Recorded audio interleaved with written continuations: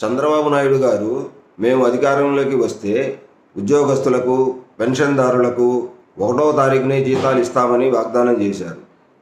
ఈరోజు పరిస్థితి చూస్తుంటే అది మాట తప్పినట్టుగా అనిపిస్తుంది.